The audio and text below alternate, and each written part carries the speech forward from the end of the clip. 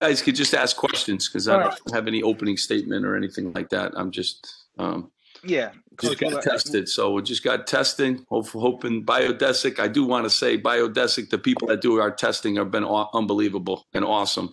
And all of our frontline workers and, all the stuff that's being done here for our student athletes. But Biodesic, the place has done an unbelievable job keeping us healthy. And I want to thank them after just being down there with them. Steve, I'm assuming you watched Wisconsin, Michigan last night. What did you think of that when you saw that game? Well, because I've watched so much Wisconsin tape, I know how good Wisconsin is. And, just very impressive, obviously, win by Michigan. They've been undefeated and did as good a job on both ends of the floor. But Wisconsin's really good. And I think sometimes you have days like that. And my respect for the Wisconsin program is off the charts. But Michigan certainly played great on both ends of the floor. That's life in the Big Ten. Steve, do you have an update on Cliff and how's the health of the rest of your team? Yeah, this break has been good. I mean, he's starting to do some drills with us and stuff, so I don't have any other update other than, he's doing some stuff, which is a really good sign for us. He hadn't practiced at all, and now he's out on the court and he's doing certain drills and he's on certain, time restraints that he's on. But it's obviously really good to see him back on the floor, moving around a little bit, and we'll see today if he can do some more contact and what have you. But get him up and moving has been a really good thing for us. We'll go to Fonseca and then Cratch. Yeah, Steve, to bounce off that, how are the rest of the guys doing just as far as, having the longer break, getting the legs under them health-wise? And this is the third 9 p.m. tip you guys play this season. Does that change anything as far as preparation, having a longer day? Just how does that kind of affect the game day routine? Yeah, I mean, it just drags out the day. We get, our testing early in the morning. So, we seem to be playing at 12 or 9, early or really late. So, and you don't really ever know those things. And they get changed all the time now, too, with the pauses and all the other things that happen. But, just makes for a later film night, too, for everybody. But, those are the game times, and we're excited about playing on TV, so you just deal with it. And the other players have been good, health-wise. The other players have been good. So knock on wood. Steve, we've made a lot about home court advantage or the lack thereof with teams. So I'm just curious, how do you think officiating has changed in an empty arena with no fans necessarily to react to how the calls they make and everything? I definitely, think that changes. I think, momentum in games and the fans' reactions, always factor into a little bit to that. It's just been a different year, with no fans and the energy that you got to bring yourself and your team. I do think the refs, they hear more too now, like they hear more. So they're listening to everybody. In the past, the noises were just drowned out. Now they listen, they react. We get more warnings. We didn't have those last. They couldn't hear half the things. They didn't know where half of it was coming from. So I think it's been hard to, for the officials, but I am thankful the officials, they get tested every day. They've done an unbelievable job sacrificing too. So their world has changed. With no fans being around, it's changed. And I do think, the momentum of games and the swings of games, have changed too. So we've all had to adjust to that. It's a great question. We'll go to Richie and then Chris Eisman. Hey, Steve. So I know Wisconsin's actually one of the top 3-point shooting teams in the country right now. I think they're ranked 10th in 3-point percentage, and I think you guys rank on the opposite end, 160th in defending the perimeter. How big of a threat is that for the Badgers? I mean, every team in our league brings a different, problem. So, some teams can really shoot at Iowa. I think we've done a pretty good job. Even the last game, I mean, they made some very difficult. I go through every game tape and I grade the shot attempts and how contested and how, and you got to give the other team some credit, when they make tough shots. So you do the best you can. This team's average age is 24 years old. This is an old, experienced. They're the Big Ten champs from last year. They shoot the ball. They make free throws. They got great shooters, and they surround them with some good post players too. So they pose us many problems. And guarding the three has been a problem. They shoot 42%, so they've made threes against all the teams in our league and that they played. So you got to do an added emphasis. You got to make sure that your guys understand they're closing out to 5 men. They even have their fives that really can shoot the ball. So you got to do a great job. You really do, and you got to be alert on all your coverages and screen action. It's really challenging. And then you got to do all that, and you can't foul Wisconsin with the elite foul shooters. I think Nate Ruvers, their 5-man, shoots 92% from the foul line, right now. So you got to do a lot of good things, and you got to play well when you're playing teams like this. Steve, when you look at the way Jacob Young has played this year, I mean, what do you think has kind of allowed him to be as consistent as he has been and to continue to play at this level all season long so far? Yeah, I just really I think first he had a really good summer. He added a lot of film work too that goes into it. I think he's taken on a defensive mindset too. He guards a lot of really good players. He'll have Trice now too, one of the best guards in the country. He's accepted that. He practices more consistently. His game has been more consistent, and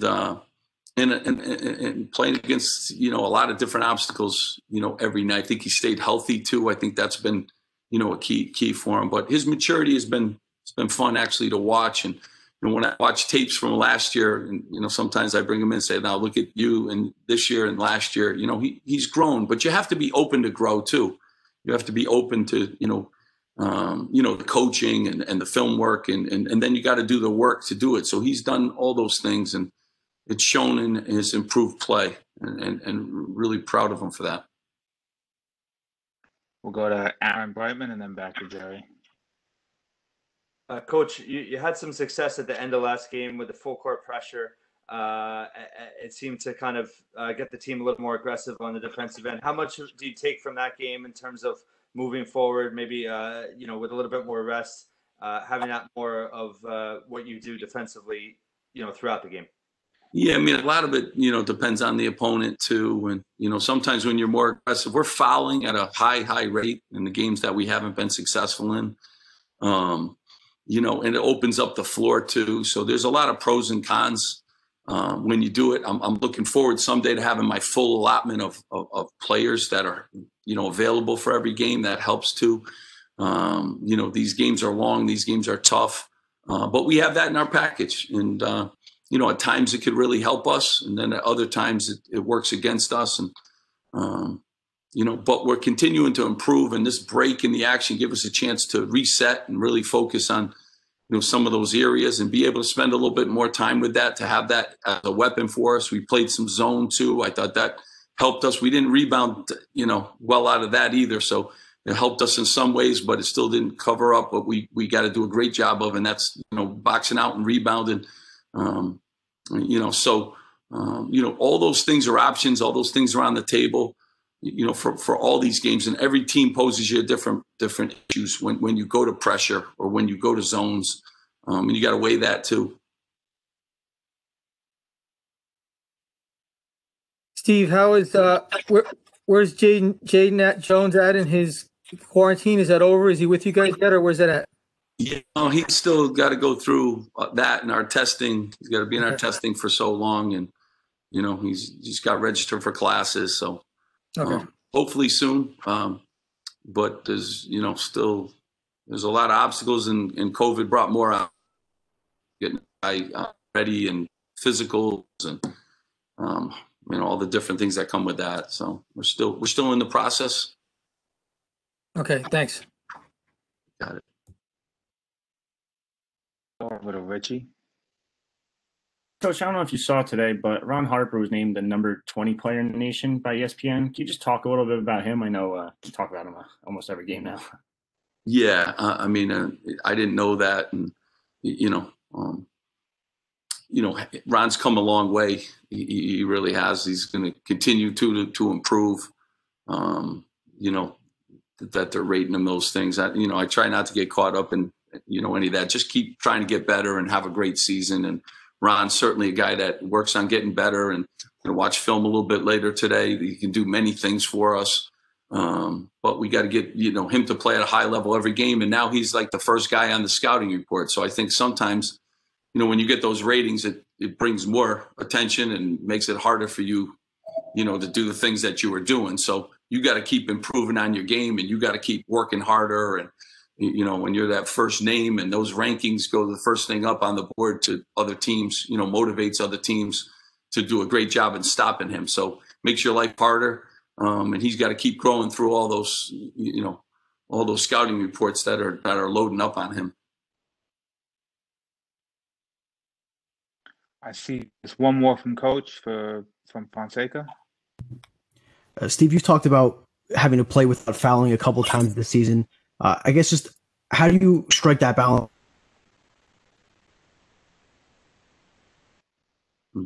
You kind of broke off at the end, so I didn't hear it end. But strike that balance between being aggressive and not fouling. You really have to spend time with it, and we've shown a lot of film to our guys about how we're getting fouls and why we're getting fouls, and also we've shown a lot of film to our guys about how to get fouled.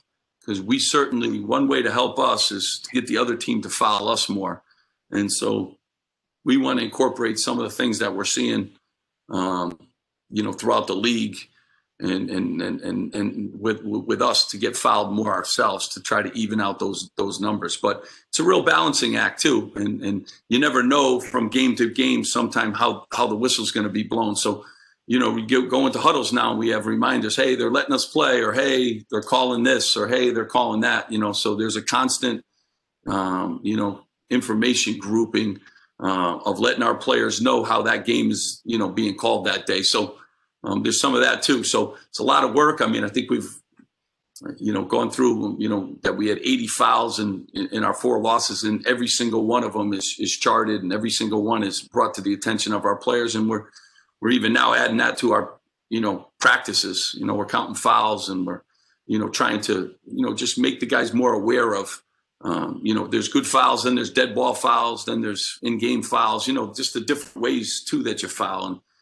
And so I think it's very important. But yeah, there is that balancing act, being real aggressive and being over aggressive and having it hurt you, and you're always walking that line, and each and every game is different. Thanks, Coach. That's all the questions I've got today. Appreciate the time. Guys, I appreciate you taking the time to be on the call today, and stay healthy. All right. Thanks a lot, Steve. Appreciate you Thanks, guys. everyone. Thanks. Talk to you Friday.